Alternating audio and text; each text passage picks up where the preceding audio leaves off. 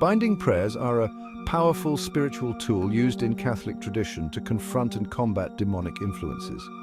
However, their use requires understanding, faith, and adherence to authority structures. Below, we explore what binding prayers are, who can use them, and how they work based on theological and practical insights.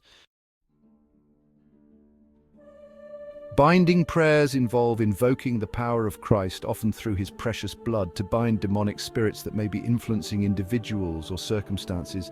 They follow this structure invocation of sacred power.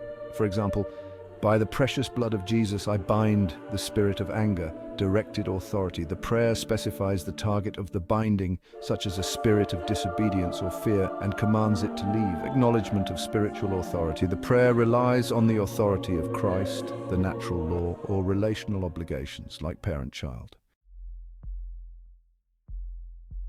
Binding prayers are rooted in authority structures, natural law and divine law. Proper use ensures protection from spiritual retaliation.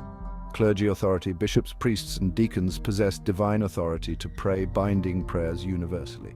Family authority. Parents have natural law authority over their children. Husbands have authority over their wives due to marital bonds. Wives can pray binding prayers for their husbands due to the mutual rights established by marriage. Single mothers maintain authority over their children.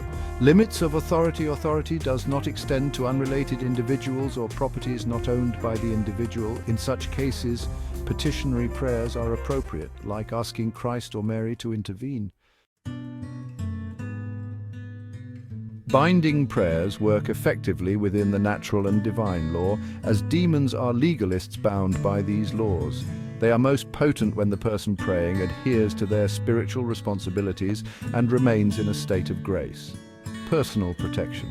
A person may pray binding prayers for themselves, claiming Christ's authority over their life and spiritual well-being. For family members, parents can pray binding prayers for their children, protecting them from demonic influences. A spouse can pray for their partner, targeting spiritual obstacles or afflictions. For property, binding prayers can be said over owned property, including homes, cars, and even animals.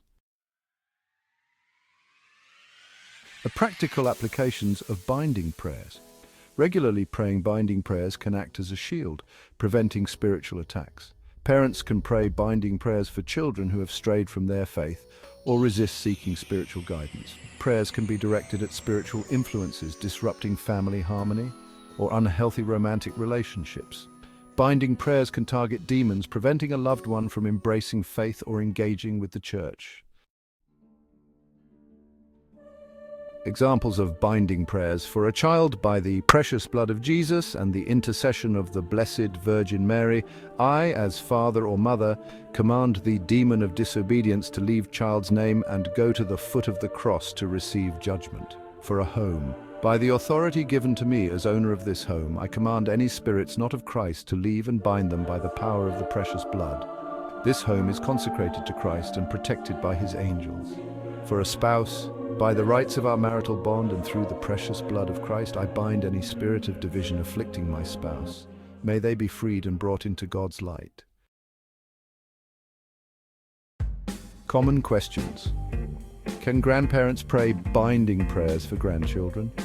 Grandparents can offer petitionary prayers rather than direct binding prayers, as they lack natural law authority over grandchildren. Can a single parent use binding prayers? Yes, single parents retain full authority over their children and may use binding prayers effectively. What about adopted children?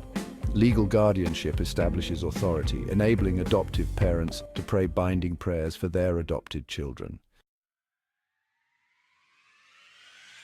Key takeaways. Binding prayers are a powerful form of spiritual warfare, but their use must respect theological principles and authority structures. Those praying should remain in a state of grace, understand their spiritual and natural authority, and use binding prayers appropriately for family, self, and property. Rely on petitionary prayers for those outside their authority. Faith, consistency, and humility are essential in wielding this spiritual tool effectively.